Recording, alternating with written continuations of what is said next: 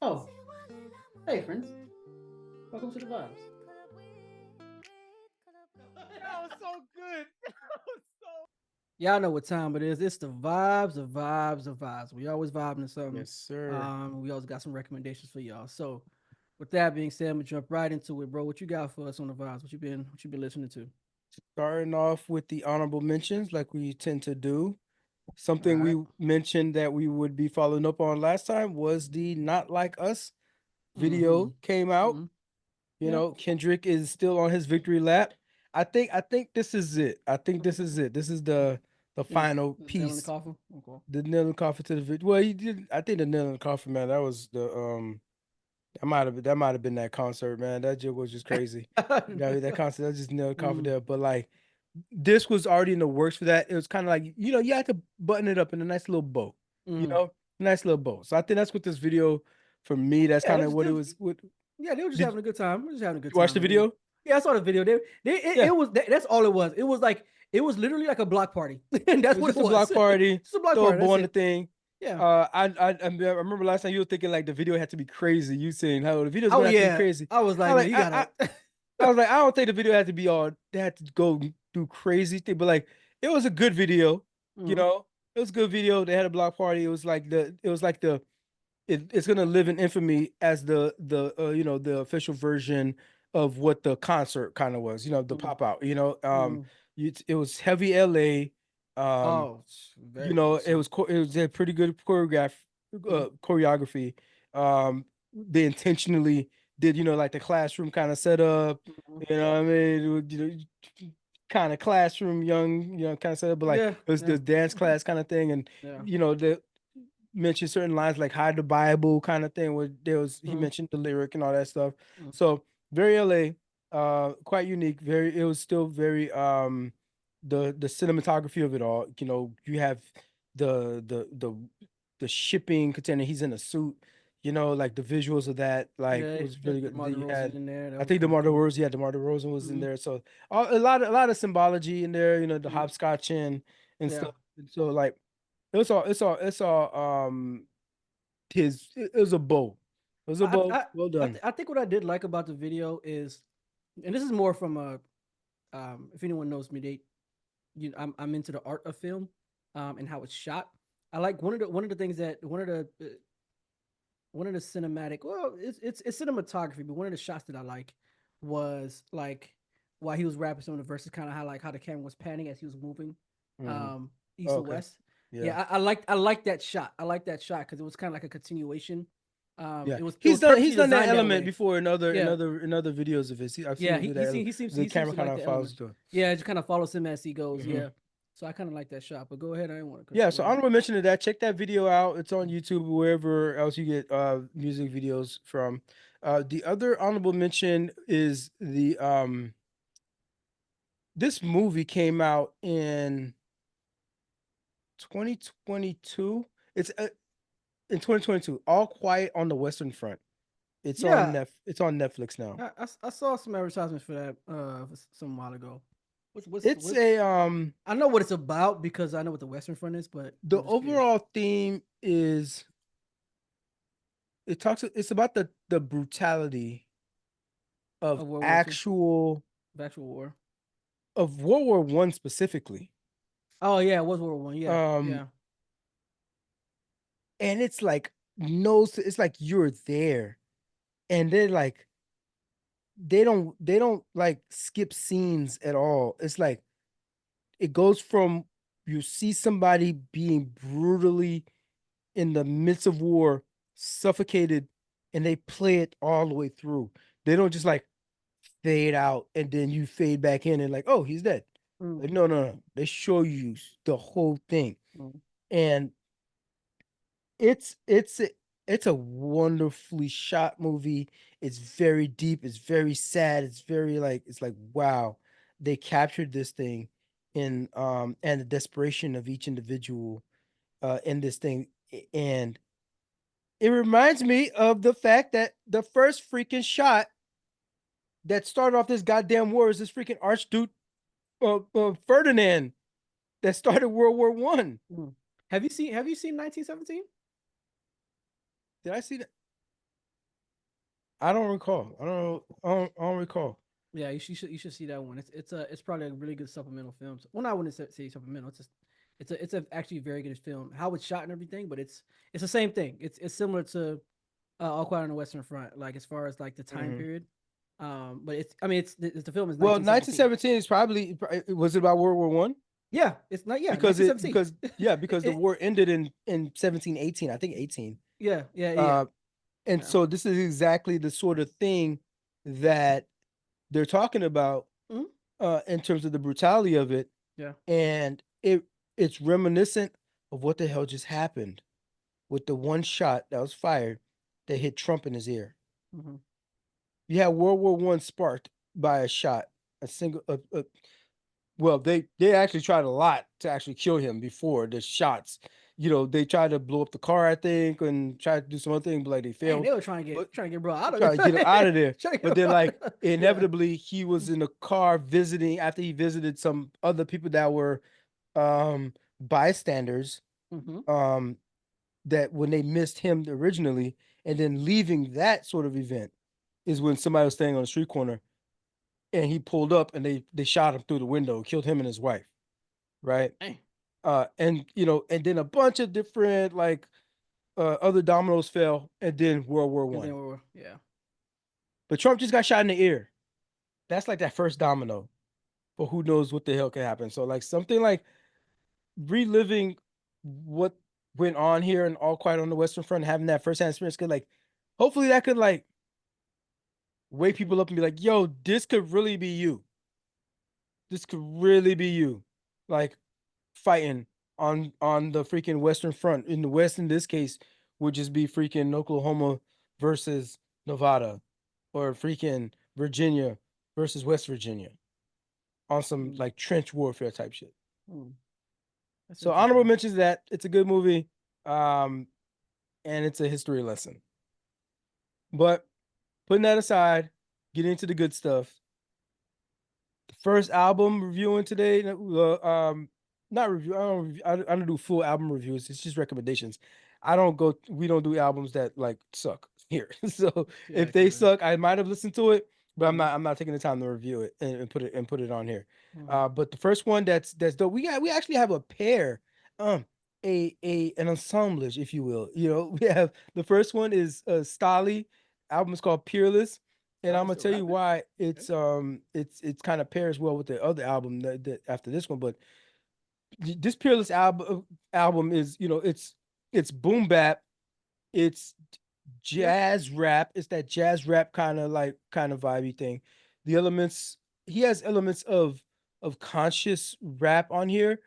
I feel like it comes off that way a little because he gives a lot of jewels in the rhymes. It's not just like talking about what I got or whose wife I smashed. I remember there was an interview he gave in a few years back where he was saying the music for me is more spiritual now. If it doesn't move me to Mm-hmm. move other people, then I can't do it. Sometimes you're rapping to an audience that isn't your audience. You're trying to create something that isn't you. Now I'm rapping for myself and those that are like-minded as well. Like he is like Yeah. very conscious about. So this is kind of like why you could kind of like say he's in the conscious rap kind of thing, but it's still like street shit, you know? Mm-hmm. It's giving like Nipsey Hustle, you know what I mean? It's giving like 444, where it's like he talks about like depression, like a rapper talking about his own depression, like a street dude talking Mm-hmm. about having to go to therapy or something, like like figure Mm-hmm. out that going through like those real kind of situations like that. And so I can see how Stalley has been like stressed throughout this whole time, and in his career so far, Mm-hmm. he's gone from label to label. He was actually with MMG for a while, then went like a different part of MMG, Mm-hmm. I think. And now he's I think he's with is it maybe Blue Collar Gang, which I don't think I've figured out much about them, but um, Stalley is he's a rap. I think he's a rapper's rapper. You know, he's like who Mm, rappers would listen to. You know, for bars and he's got a couple of people featured on here, and we put a pin in this one earlier, so wait for it. So mhm, Benny the Butcher's on here. He's got Jay Worthy, mhm. Currency. You know, yeah, Currency the Hospital, Yeah, yeah, and he got yeah. KD on a track. Yeah. I heard KD was on the track. That boy was spitting. I heard a little bit on it. I heard he was talking crazy on that joint too. That boy was spitting. I heard he was Scared on that money. joint. That joint slap. And that other track, one of my other favorite track on there is Mm, Flavor in Your Ear. And so it's kind of like a redo of I'm kicking brand new flavor in your ear, got that brand new flavor. mm, But he's got mm. like the jazz rap with it, you know what I mean? And like the way he's kind of he it's not like a hype song at all. It's Yeah. it's you gotta listen to the stuff. It's so smooth. The music is well produced, and his inflections are um excitable without being like a hype track, you Okay. know? And Mm, so like he's really earnest about it. You know, you can really feel like he means this stuff and he really cares about putting out, the jewels and putting out mm, game. mm, mm. The next album up, which I feel is kind of like a real good compliment to it, and I'm glad that I got to experience both of these around the same time, is Boldy James. And Boldy James and dropped this album with Boldy James and Conductor Williams. It's called Across the Tracks.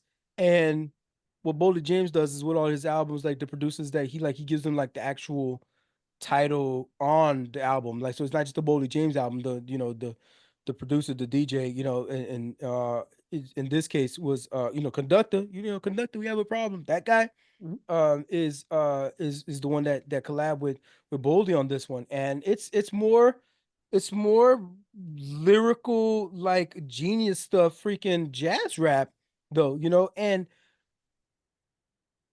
okay, so this is the second album Boldy dropped this year, and a lot of people maybe have Penalty of Leadership, Mhm. which is the first album. They might have that. I think I've heard some people have that as like potential rap album of the year. Um, Hold on. What? Which one? um, Penalty of Leadership. That was Boldy's because he dropped two albums this year. This is his second album this year. Mm-hmm. Mm-hmm. And so that first album, Penalty of Leadership, Mm-hmm. people are saying, there's people talking about it being like could be nominated for like rap album of the year. So you of course, like Schoolboy, is up there. And so they're talking about it like that, even the Conway project, talking it like Mm, that for that album. I didn't I didn't think so as much, mm.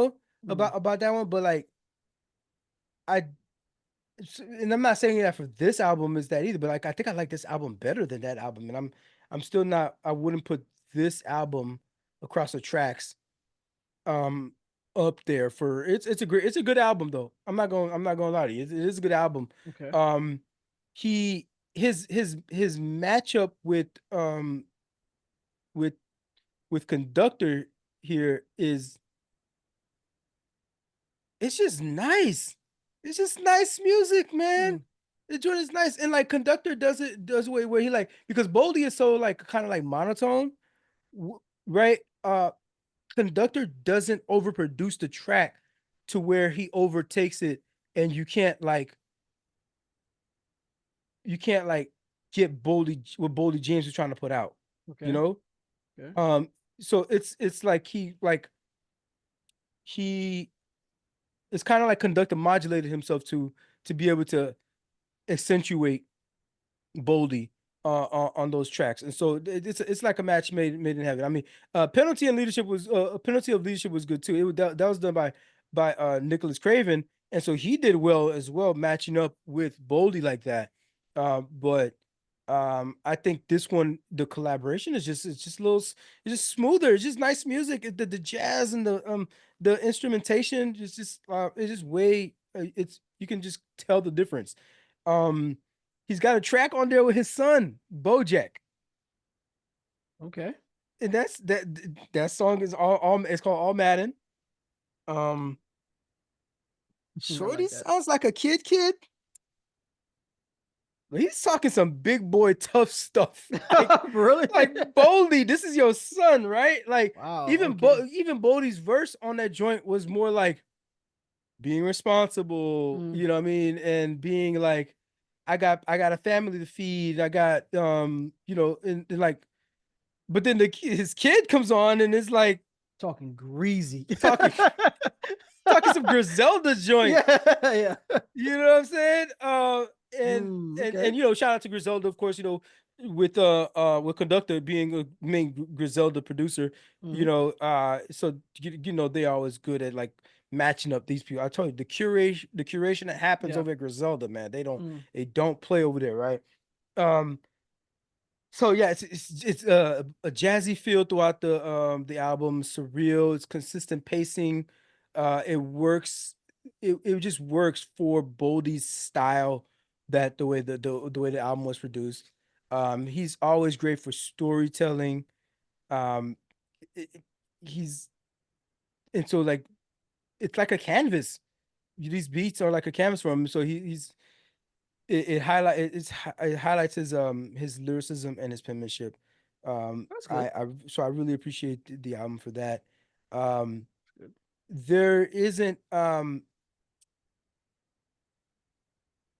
mean, this is this type of rap. It's jazz rap. You're not gonna find any bops on here.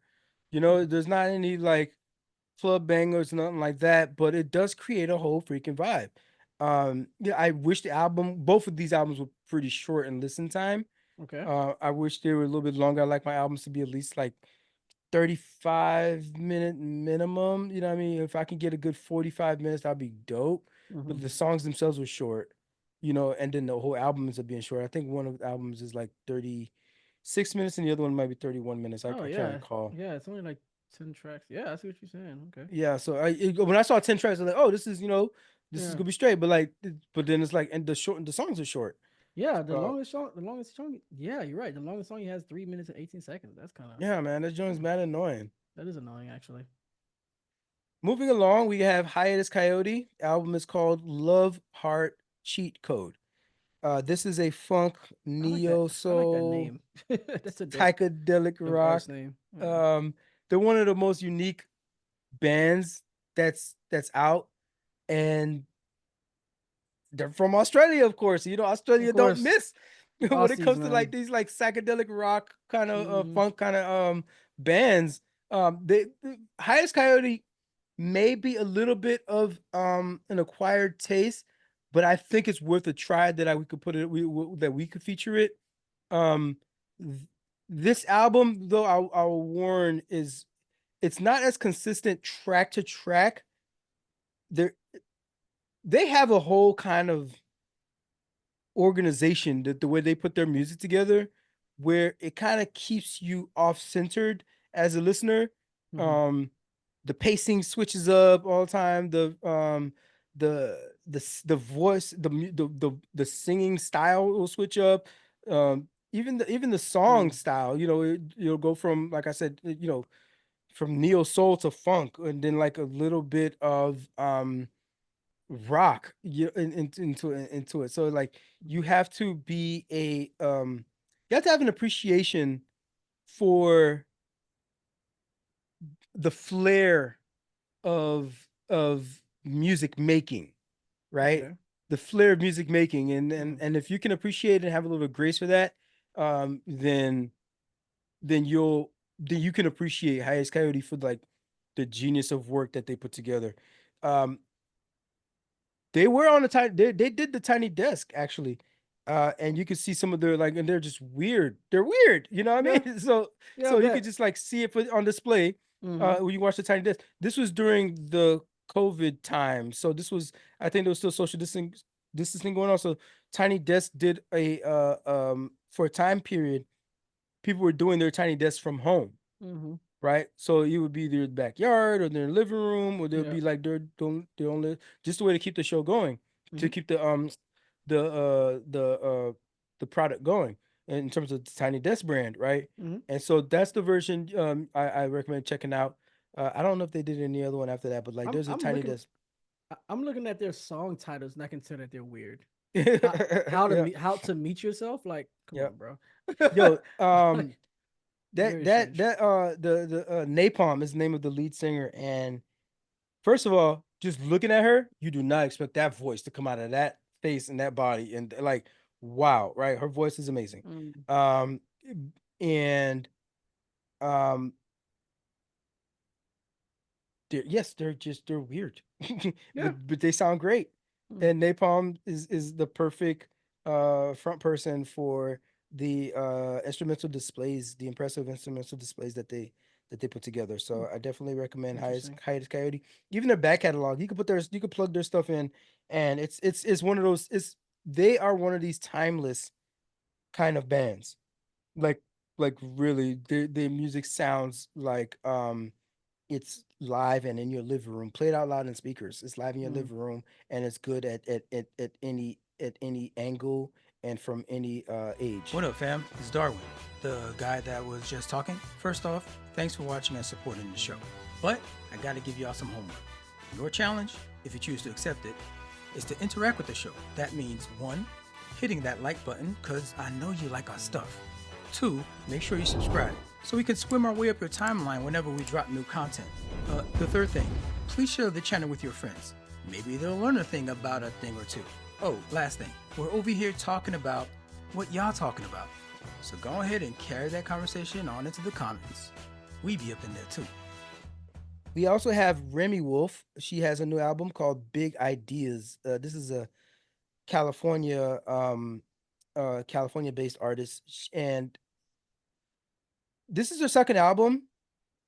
Uh, and you can tell she's California, just like her style, her vibes. She's like all LA and all California. mm, I know last time we talked about Californication with Red Hot Chili Peppers. It's yeah. like California has produced a lot of artists that just love talking about California. Just Yeah. like Apparently so. that they'd be talking about Yeah. California and like a lot, but the music is very interesting. It's anchored in indie pop funk, Mm, but she goes like all over the place with the music, but there's still always you can tell that there's an anchor in indie pop, right? There's an anchor in pop for sure.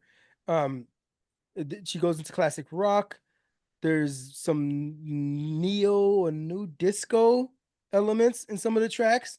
okay. Um, think think like Tame Impala, which is a band like I love Tame Impala. I think Rihanna did a cover of one of their songs, and on that was it the Anti album, Tame Impala. But like there's vibes of that, and Management is another band that you can feel like elements and influences from them on oh, I just knocked over my thing. You Hmm. could feel elements from Remi Wolf's album Big Ideas here.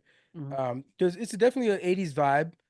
If it almost feels like you could have plucked some of her music out of the 80s, Hmm. and it's a brand new track from one of your favorite 80s band Hmm. that just came out. And so there's it's fun because it's pop, you know, but it also does show I can also see some growth from her.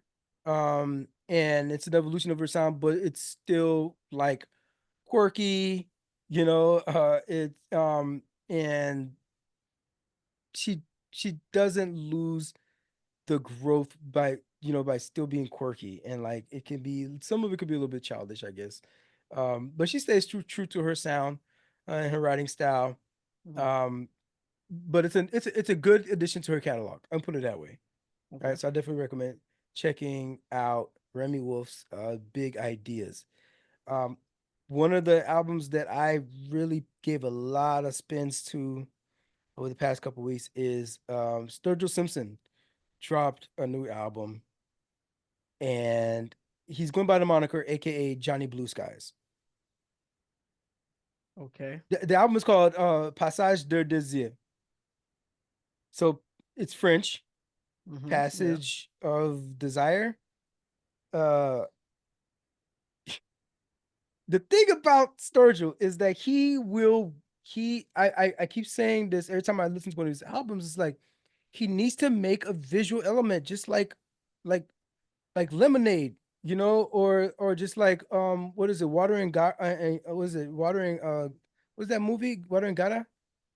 I think it was that album that was a visual album, but it was like I thought it was just a soundtrack for a movie. Oh, With Gotti, was it Gotti? Water and Gotti. I don't remember. There was a couple. There was a couple ones back. What was that? What was it? It was Water and Gotti. That's what it was. okay. Water and Water and Gotti. And so I keep saying with Sturgill Simpson, he should do that because his albums are always like that. Like are always a freaking story from top to bottom. And he goes through the entire like segments of a film like you would make, you know what I mean? And all the way to a closing. Mhm. Um and in this one, he's going through like the stages of love, right? And a relationship. And like from like the birth of a relationship to like the ending of a relationship. Mhm. Uh but also he named it this because he's been living in Paris for a couple years now. Okay. And this is like alternative country album, a Mm. country guy, right? Mm. Country artist. Um Now he does a lot of genre bending in this too, but again, just like um Remi Wolf, does that anchor. That anchor is always in country. You could kind of still hear the anchor in country in that. Mm. But he starts off the first notes on this album is a French accordion. That ain't country. that that ain't country. French accordion. So just like thinking like you're listening to like those like He's in Paris. French French accordions playing while you're walking down the boulevard or something like, you know what I Yeah. mean? You got your beret on. Walking in a French Think of that sound. That's what the album starts with. Mm-hmm. That's what the album starts with, right? And so he's like, you're in for an experience. You're in for like a kaleidoscope of sound of different instruments, and I mean, he always makes his music. They're so full of life and sounds and different elements that you're gonna get a whole experience. And this is why I think he should definitely add a visual element to all of his albums. Mm-hmm. Should go back and do that. But it happens that he was actually living in a bunch of parts of the world. He then moved to Paris, and then his inspiration came from this Passage de Desir, which is technically like a real place, which is interesting to be like kind of like a red light district kind of situation, Mm-hmm. you know, that but you're making a love and relationship album. You're not really like looking for relationships at the red light district. but like Yeah, I but you don't think named the so. album that, and then like Mhm. okay, so that's it. I'm sure there's some meaning behind that. And maybe there'd be an article written about it. But he if you don't recall, well, people probably don't remember, but like that album, Sailor's Guide to Earth, he actually got nominated for a Grammy for that album. That was that was my first intro into Sturgill, and it was like, this is crazy. This is country music. Mm-hmm. I was like, this is country. This is amazing. Like, what did this guy do here and put that work together? That same year, Drake was nominated. Beyonce was nominated. Adele Oh, eventually won. okay. Yeah. That was the class that he was amongst that year. Hmm. Um, Okay. so That's impressive. this did he say he's going to retire? He said he's going to retire, right? How He old said is he? retire. I don't know. I don't know how old he is, but he says he looks like he's about like he looks like he's in like late 40s. He may look like he's in his late 40s, Mm. but he said he was going to retire. So he kind of pseudo retires, comes back with this album, and names it Sturgill Simpson or Johnny Blue Skies and Sturgill Simpson.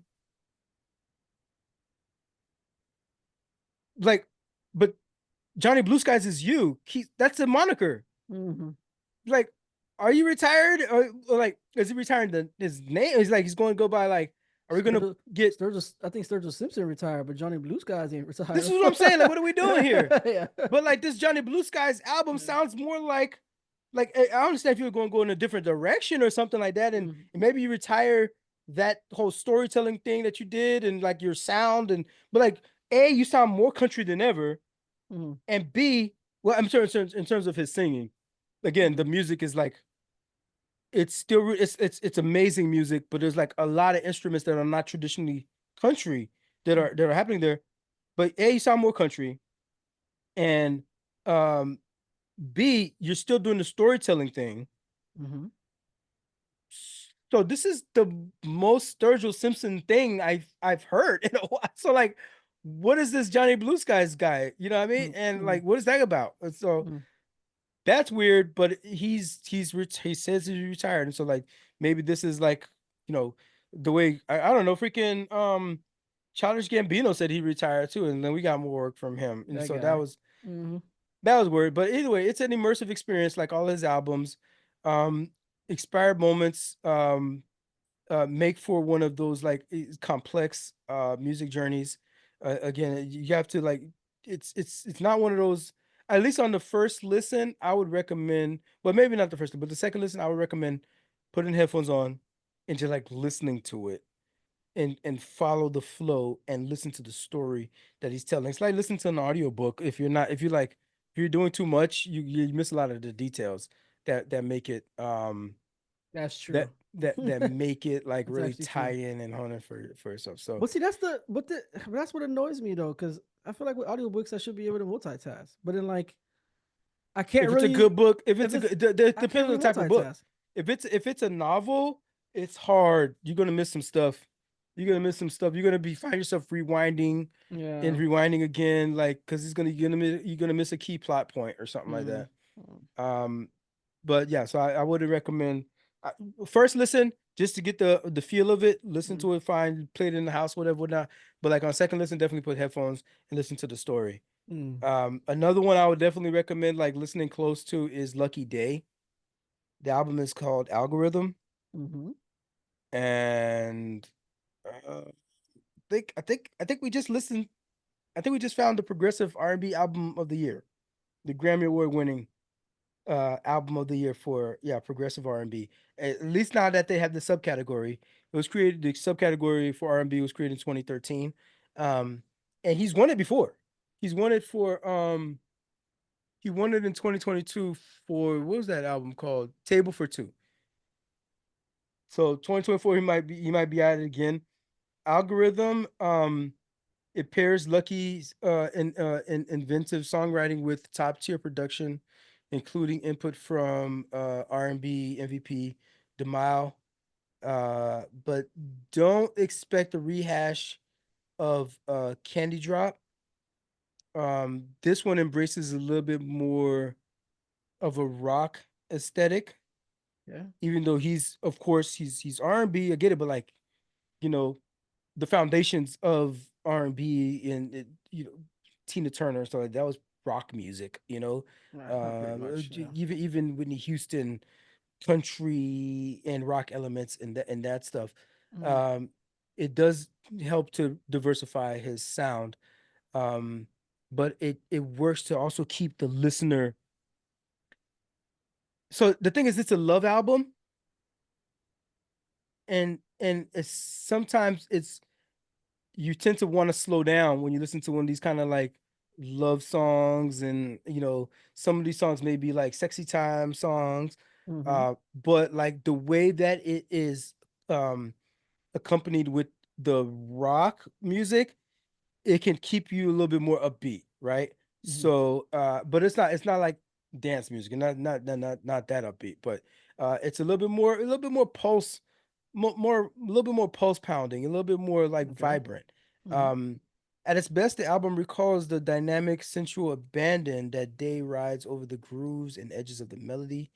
He never seems to be addressing the crowd in these songs. It's like a private concert almost. It could feel like a private concert, like it's very personal Mm-hmm. and very inviting for the individual. It's not like it doesn't sound like he's playing to a room, right? Like he's not playing to like a big crowd. He's not even like making the music for mass consumption almost, right? Mm-hmm. Mm-hmm. It's made for like people who get me, go and listen to this joint, and they go and Okay. really like tune in. People who get me. So he's playing to like his crowd. I like particularly the one song he has with Ray. Ray is one of another artist we featured a while ago, and Ray also was on has a tiny desk, and she sounds amazing on there. That track is called Paralyzed. Man, it's a beautiful um acoustic ballad. It's very stripped down, and they match like they match emotions on there. Yeah. You know what I mean? Yeah. It's like you would think they was like into something, you know what I mean? Like the way like Oh, okay. I see what you're saying. the way that they blend so well Mm. with each other in that joint. Yeah, so it's a love album. It's and it's I think it's like a guy who's like, I know I've gotten to the mountaintop before and I can do it again. And like he's like really took his time with this one, and and like I said, I think I think it's the winner. I think it's the winner for at least for this category. And at least they got this category here. I Like I don't said, know about R&B album of the year. You said? progressive R&B album of the year. What SZA is won what is this. what is SZA won this last year. okay? What does that mean particularly when you say Bro, I when you just add the described all progressive? kinds of different stuff that's going on with his album here, and so that should tell you the answer to that. No. But no. But when you say progressive, you're what are you referencing specifically? I mean I Well, follow so what like you're we saying, we but talked about here, for example, like the rock acoustics for this one, for example, right? so Or you're more pointing towards the instrumentation. Is that yeah, what you're yeah. okay? Well, I mean, this That's not just what only I was that, confirming. but Yeah. the style is different. The style is way different. Like when you listen Mm. to SZA's album, it's not like listening to um sitting up in my room, running up under my. It's Yeah, not it's more that it's more or conversation and right. yeah, But this one is this style like a of R and journey. B is a bit more. It's a little bit more poppy. But but it can include things like rock in there, and it's not gonna be a traditional just like Drew Hill crying on the windowsill with Mhm. the raindrops falling kind of Yeah. thing. Yeah. That's what that would be like your traditional R&B, Okay. Yeah. heartbreak, more slow Mhm. kind of. You're not really gonna get like a high of. You're gonna get high of emotion, but you're not gonna get Yeah. high of like your blood pumping. I mean, yeah. I mean, the new what is R&B now is I'm not, I wouldn't even call it R&B anymore, But honestly. you keep But doing something right there when you're talking. mm, You're not like you're not giving credit to the words of there's general category of R&B and this is progressive R&B. That doesn't mean anything about new age R&B. There's still R&B. mhm. This is a different category. This is progressive R&B. So All right, progressive art, it's like having it's its own rock music category. and Is it alt it's rock. okay? So it's its own category. Okay, I This thought is you what were I'm just telling you. okay. So I thought you That's what I were figured. I'm like, you're doing something there. You're not like there's yeah. some words you're like purposely not like internalizing. Yeah, because I was like, okay, so it's an actual Yes. separate category. Okay, because when I was listening to you, I Yes. was like, is this just more of the? That's why I asked you specifically to confirm. Like, Hmm. is it more the instrumentation? Is it the style? Like, what is it? Like, I thought it was something the artists themselves were doing that made it progressive, not necessarily a Well, it's separate also category. it's well, yeah, yes, it's a separate Yeah, that's what I'm category. saying. But the I didn't reason it's put a that separate together category because these artists because of how are they're doing doing it something different. They're Yeah, presenting the music differently. differently. It's a Okay, derivative of R&B, okay, right? They're adding different elements that aren't part of traditional R&B into okay, it. They may add a little bit more psychedelic elements to it. They might add a little bit more mm, synth pop or something like that yeah, into it, or even in this case, some country mm, into it, even, you know. wow, Um, and I like that vibe because I like the progressive R&B. I for a while was off of traditional R&B. Like I feel like it was like a drought of good R&B music. They really to like because the people that were singing R&B didn't see the money in it, I guess, and like really went pop heavy. So yeah. like it was Chris like Brown, you see Chris the early Brown, aughts, yeah. Chris Brown, like these, yeah, like I almost feel like like the last great R&B performer was Usher, and yeah, people like we have other folks that came around eventually that started doing more mm, but like in terms of like great legends, you know what I mean? It was like it was Usher, Usher probably would be the you know. last one actually. It was probably Usher, and then Yeah, actually, Usher might be the yeah, Usher actually might be the last really. Yeah. The So last of a dying breed. this for real. album wouldn't compete probably with the unless because Usher just said I think Usher's last album, that one where he's holding the peach behind his head, I think that was an R&B album. I don't think that was considered Oh. progressive R&B. I think that might have been an R&B album if I recall. Okay. So Lucky Day algorithm, check your boy out. You heard it here first. And looking forward to replaying a bunch of these albums. So check out our show notes. You can see there's a link. You can go straight to these albums if you listen to your music using YouTube Music. It'll take you straight to the album, and you can just press play. And leave a comment. Some of them allow you to leave comments under the tracks and stuff. So tell them Challenge Day sent you. Martha! Martha! Martha!